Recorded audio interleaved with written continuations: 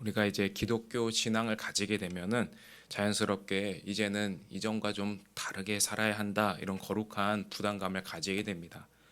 왜냐하면 성경이 끊임없이 우리에게 하나님의 백성답게 또 예수님을 따르는 제자답게 살아가도록 가르치고 있기 때문인데요. 그래서 우리는 흔히 믿음 좋은 사람이라고 하면은 막 지칠 줄 모르고 교회에서 헌신하고 열정을 다하는 모습을 가장 먼저 떠올리게 됩니다. 여러분, 그런 점에서 우리 한국교회 성도님들은 참 특별합니다. 누구보다 열심히 봉사하고 누구보다 시간과 물질을 정말 아낌없이 드리며 열심을 내었습니다. 그래서 세계의 교회 성도들이 한국교회를 보면서 어떻게 저렇게 뜨겁게 기도할 수 있을까? 어떻게 저렇게 열심히 교회를 위해 헌신할 수 있을까? 경이로움을 표현했을 정도입니다. 그런데 여러분, 참 뼈아픈 현실은 무엇인지 아시죠? 그토록 뜨거웠던 열심과 헌신의 결과가 오늘날 사회의 칭찬과 존경이 아니라 오히려 걱정과 우려로 돌아오고 있다는 사실입니다. 그러니까 우리가 품었던 기대와 왜 이런 다른 결과가 나타날까요? 성경은 그 원인을 분명히 진단합니다. 그러니까 우리가 품은 열심이 하나님의 목적과 분리되었기 때문입니다. 방향을 잃은 열심은 생명을 살리는 열매를 맺지 못합니다. 여러분, 그런 점에서 오늘 본문 레위기 27장의 서원 규례는 우리에게 온전한 헌신이 무엇인지, 또 하나님이 진짜 기뻐하시는 열매가 무엇인가를 가르쳐 주는데요. 오늘 본문에 담긴 이 원리를 통해서 우리의 신앙과 또 우리의 일상이 어떠해야 하는지를 돌아보고자 합니다. 첫 번째는 하나님은 우리의 믿음의 고백, 우리의 믿음의 말을 진지하게 받으신다는 겁니다. 여러분, 서원이라는 것은 그냥 혼자 마음에 품는 것이 아닙니다. 서원은 입술을 열어서 많은 사람들이 들을 수 있도록 공적으로 선언하는 겁니다. 예를 들어서 구약 성경의 사사기 11장을 보시면은 이 서원을 잘못한 유명한 사람이 한 사람 등장합니다. 입다라는 인물입니다. 암몬과의 전투를 앞두고 이런 서원을 합니다. 제가 승리하고 들어올 때 가장 먼저 나를 맞이하러 나온 사람을 번제물로 바치겠습니다. 라는 서원을 합니다. 여러분, 입다의 이런 잘못은 하나님을 크게 오해했다는 것이 있습니다. 하나님은 인신제사를 혐오하시는 분입니다. 그런데 입다는 하나님을 이방의 다른 신들처럼 생각하면서 우리의 열심을 드려야만 움직이는 그런 분으로 착각했습니다. 이런 무지의 결과로 입다는 자신을 맞으러 나온 하나뿐인 딸을 바치게 됩니다. 여러분, 우리도 신앙생활하면서 입다의 오류에 빠질 수가 있습니다. 하나님의 성품과 그분의 뜻을 구별하지 않은 채 내 고집과 내 생각대로 그렇게 열심을 내는 것은 기독교 신앙이 아니라 무속신앙, 샤머니즘에 가깝습니다. 여러분, 하나님의 뜻은 생명을 살리고 회복시키는 은혜입니다. 하나님의 뜻은 나를 돌아보고 남을 미워하는 것이 아니라 품어주고 용서하는 것이 하나님이 원하시는 진짜 신앙인의 모습입니다.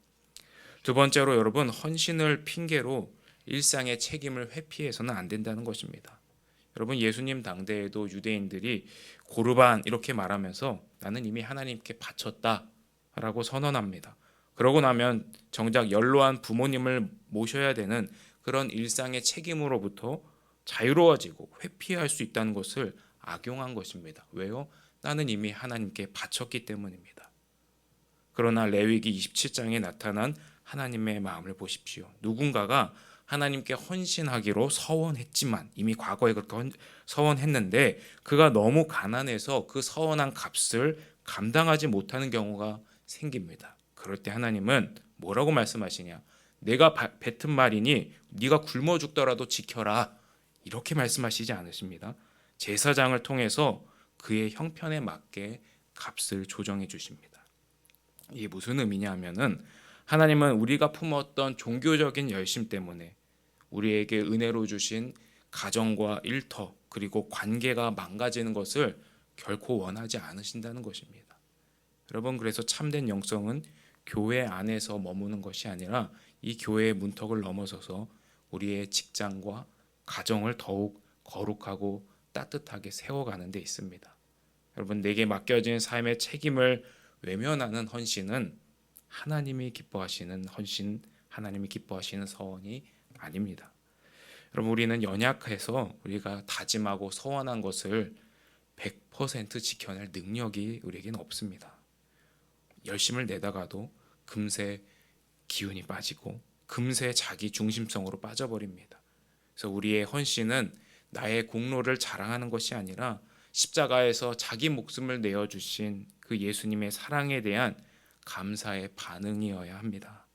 사랑하는 여러분, 예수님의 말씀처럼 좋은 나무는 좋은 열매를 맺습니다. 우리가 진리의 말씀 안에 뿌리를 내리고 그 말씀 안에 살아갈 때 우리 인생의 혼돈과 무질서에서 벗어나서 정말 주님이 약속하신 풍성한 인생으로 나아가게 됩니다. 여러분, 남은 이번 한 주 여러분의 입술의 고백이 공동체를 아름답게 세우고 여러분의 일상과 가정을 거룩하게 지켜내는 진짜 헌신의 열매로 맺어질 수 있기를 축복합니다. 기도하겠습니다. 하나님 아버지, 우리의 결심과 우리의 헌신과 우리의 열심보다 더 크고 놀라우신 하나님의 사랑이 우리를 붙들고 계심을 끝까지 신뢰하며 살게 하여 주옵소서. 예수님의 이름으로 기도합니다. 아멘. 오늘도 우리에게 주신 말씀을 가지고 기도할 수 있기를 바랍니다. 오늘은 수요일로 특별히 전도와 선교를 위하여 기도하는 날입니다.